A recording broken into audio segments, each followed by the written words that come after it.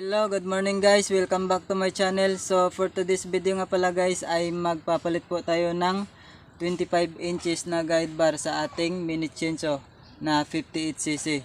Ito po ang dati kong ginagamit na guide bar ay 20 inches po. So papalitan po natin ng 25 inches. Pasensya na nga po pala guys, medyo matagal po tayong hindi nakapag-upload ng video patungkol sa pagmamanok dahil medyo na busy po tayo sa ating trabaho. So ang video natin ngayon guys ay patungkol muna sa ating 58cc na chainsaw tapos 20 inches na guide bar. So ang ipapalit pala natin guys, ito po yung ipapalit natin.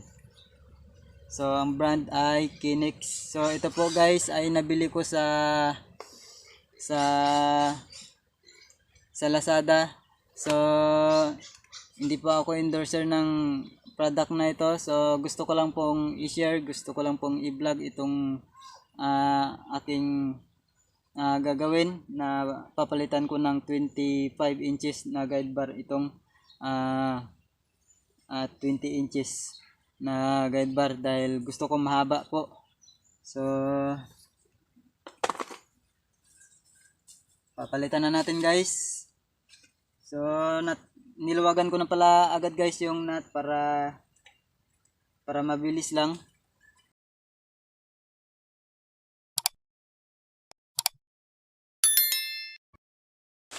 And guys, compare natin dito sa 20 inches na guide bar kung gaano kahaba.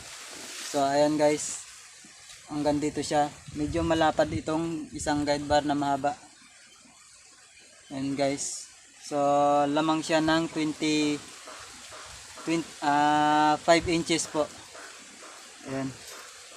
So kung napapansin nyo guys, medyo madungis na dahil nagamit na po natin. Dahil gusto ko lang pong ipakita sa inyo na pwede po siyang palitan ng 25 inches na guide bar. So sasabihin ko muna sa inyo guys, ito pong dito sa itong butas nito dito ay medyo maluwang po siya compare dito sa stock.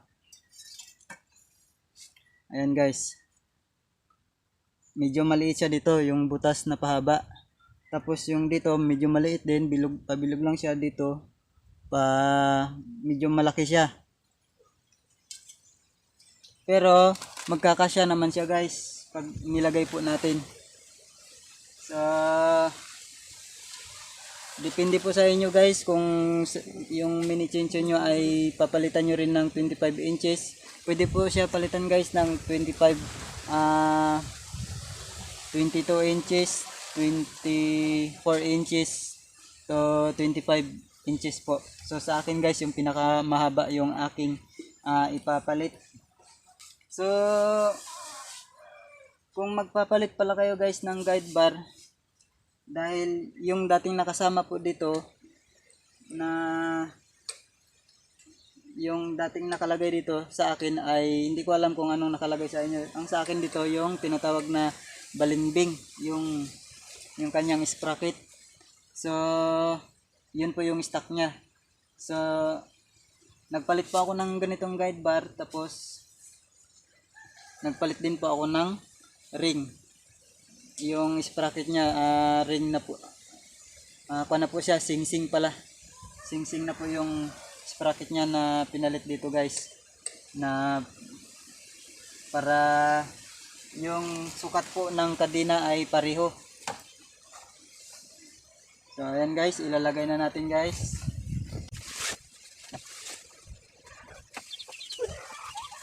Tapos yung ipapalit pala natin guys na chain or kadena ay pang 25 inches din. Itong kadena pala guys, ang type nito ay para sa sing-sing. Para sa sing-sing siya guys na sprocket. Pag nilagay po natin siya sa balimbing na sprocket, yung stock niya ay hindi po siya magkakasya. Ang mangyayari luluwag tapos hihigpit.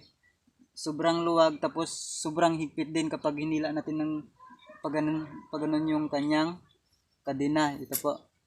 So, ito po yung 25 inches na ito na ay yung 20 inches na kadena na ito na nakasama po dito sa guide bar na pang 20 inches ay pang pang balingbing type po. Pag nilagay po natin siya dito kasi ito is sprocket po ito. Tapos ito naman ay yung isang guide bar na ito. Ito po ay yung diamond type po. So ito ay sprocket.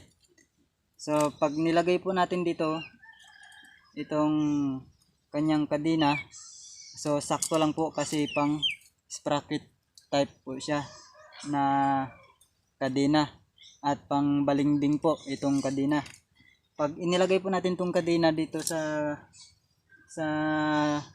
para dito sa singsing, hindi po siya magkakasya. Although maliit po yung paa nito dito. Ito guys, yung paa ng kadena sa baba. Yan ay maliit pero hindi po siya magkakasya.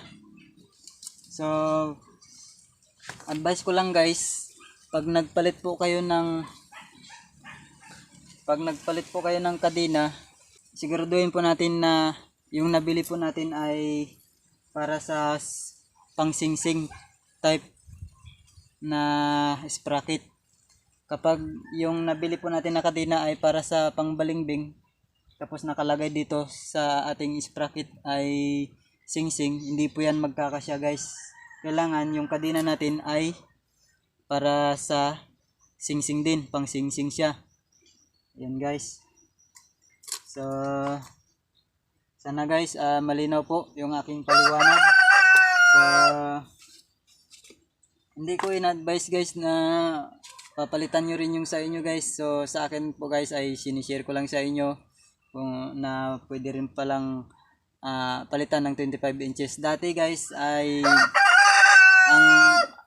ang akala ko hindi po pwedeng palitan, so pwede pala, kaya ngayon guys ay pinalitan ko. Ito guys, yung guide bar na ito ay nagamit ko na po. Gusto ko lang ipakita sa inyo na pwede po napalitan. So ilalagay na natin guys.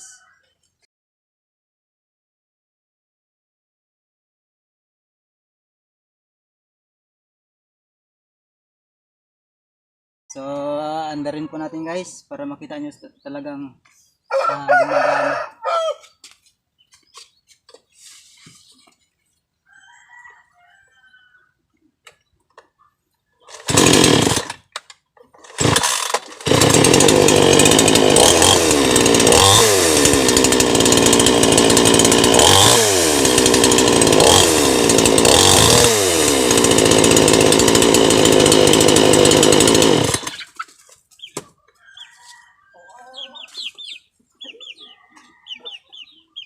So, ayan guys, napalitan na natin.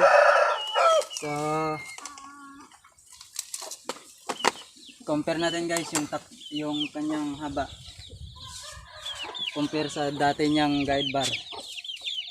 Ayan guys. So, estimate natin hanggang dito lang kasi ayan guys. Ang iksi guys. So, yan lang guys yung video natin ngayon. So, sana po ay nagustuhan niyo ang video na ito. Sa mga baguhan po pala sa aking channel, aking pong inanyayan na mag-like, mag-subscribe at i-click po yung notification bell at i-select niyo na rin yung all para lagi po kayong updated every time na mag-upload po ako ng video. Maraming salamat po at God bless po sa ating lahat.